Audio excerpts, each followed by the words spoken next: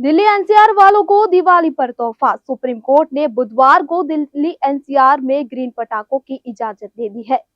CJI BR justice Gavai ने कहा कि हमें बैलेंस अप्रोच अपनाना होगा, लेकिन पर्यावरण के साथ समझौता नहीं करेंगे। हम कुछ लिमिट के साथ ग्रीन पटाखों की इजाजत दे रहे हैं। आइए जानते हैं क्या कहा सुप्रीम कोर्ट ने। सुप्रीम कोर्ट ने दिल्ली एनसीआर वालों को दिवाली का तोहफा दे दिया है। दिल्ली एनसीआर में पटाखे बैन पर चीफ जस्टिस बीआर गवई और जस्टिस विनोद चंद्रन की बेंच ने फैसला सुनाते हुए यह ग्रीन पटाखे जलाने की इजाजत दे दी है। पिछली सुनवाई के दौरान कोर्ट ने पटाखा बैन में छूट देने के संकेत दिए थे। शीर्ष अदालत ने पिछली सुनवाई में कहा था कि दिल्ली एनसीआर में पटाखा फोड़ने पर पूर्ण प्रतिबंध लगाना न तो व्यावहारिक है और न ही आदर्श स्थिति है। 10 अक्टूबर को पिछली सुनवाई में सुप्रीम कोर्ट ने हरित पटाखों के निर्माण में और बिक्री की अनुमति देने संबंधित याचिकाओं पर अपना आदेश सुरक्षित रख लिया था। पिछली सुनवाई में कोर्ट ने अधिकारियों से पूछा था कि क्या पटाखे बैन के बाद एक्यूआई पर कोई असर पड़ा था। चीफ जस्टिस गवई ने सुनवाई के दौरान कहा कि चूंकि पटाखे तस्करी करके लाए जाते हैं तो वो ग्रीन पटाखे ज्यादा नुकसानदायक है।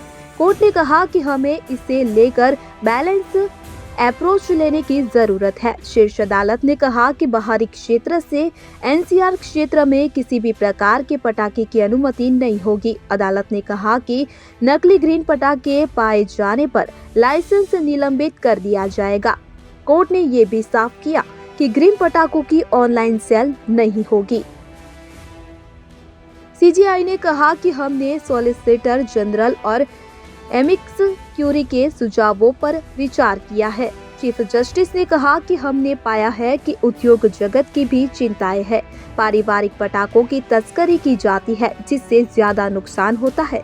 हमें एक संतुलित दृष्टिकोण अपनाना होगा। हरियाणा के 22 जिलों में से 14 जिले एनसीआर में आते हैं।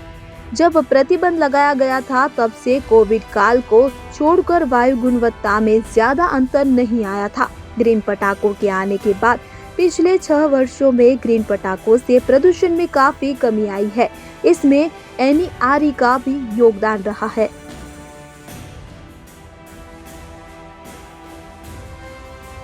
दिल्ली का एयर क्वालिटी इंडेक्स 200 पार होने के बाद 14 अक्टूबर को दिल्ली एनसीआर में GRAP1 लागू किया गया था।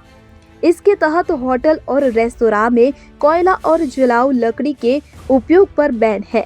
Commission of air quality management ने एजेंसियों को पुराने पेट्रोल और डीजल गाड़ियां यानी कि संचालन पर सख्त निगरानी के आदेश दिए हैं।